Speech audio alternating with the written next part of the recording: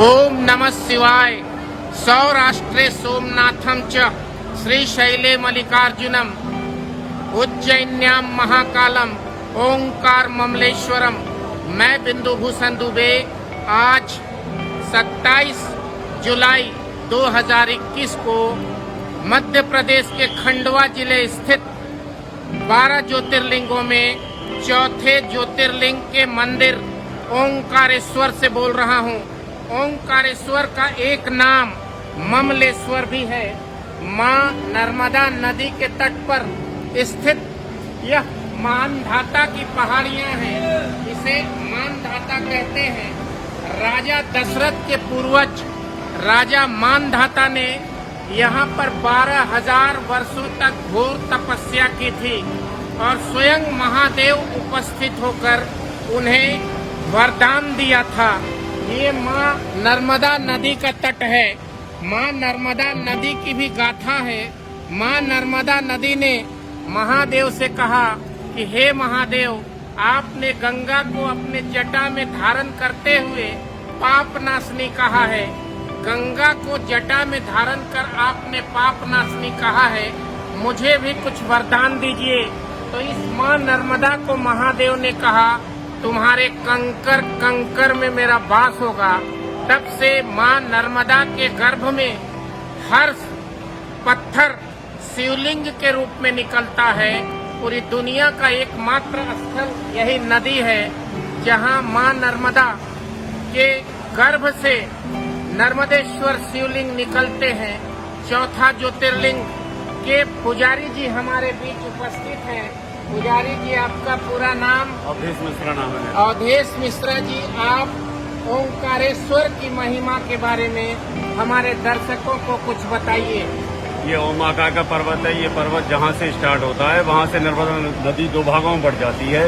आधा जल इसके पहाड़ी के पीछे से जाता है, आधा इधर से आता है। राजा मानधाता की तपस्या से भगवान भोलेनाथ ने स्वयं रूप में प्रकट होकर दर्शन दिए। ओम आकार का पर्वत है। ओम में जो चंद्र बिंदु होता है उस पर ये मंदिर बना हुआ है। मंदिर बाद में महाभारत काल में पांडवों के द्वारा बनाया गया है। और चंद्र बिंदु में जो बिंदी लगाते हैं वो ज्योतिर्लिंग भगवान है। 12 ज्योतिर्लिंग में चौथे नंबर के ज्योतिर्लिंग है ओंकारेश्वर। ओंकारेश्वर पर्वत है। राजा मानधाता राजा दशरथ के पूर्वज थे और ओंकारेश्वर में आधा नदी पर्वत के एक तरफ और आधी नदी पर्वत के दूसरी तरफ प्रवाहित होती है। और ओंकार में जो चंद्र बिंदु है वो ये ज्योतिर्लिंग है जहां हम उपस्थित हैं। इसी स्थल पर भगवान शिव स्वयं उपस्थित होकर राजा मानधाता, जो राजा दशरथ और भगवान राम के पूर्वज थे, उन्हें वरदान दिया था। आज श्रावण के इस मंगलवार के दिन मैं ईश्वर से प्रार्थना करता हूँ, स्वयंभू भोलेनाथ से प्रार्थना करता हूँ कि आपकी सभी मुरादें, आपकी सभी मांग इस श्रावण मास में भगवान भोलेनाथ पूरी करें। चौथे ज्योतिर्लिंग मध्य प्रदेश के खंडवा जिले के ओंकारेश्वर ज्योतिर्लिंग से, परम पवित्र स्थल से मैं बिंदु भूषण दुबे आप सबको जय ओंकारेश्वर, जय भोलेनाथ, नमस्कार।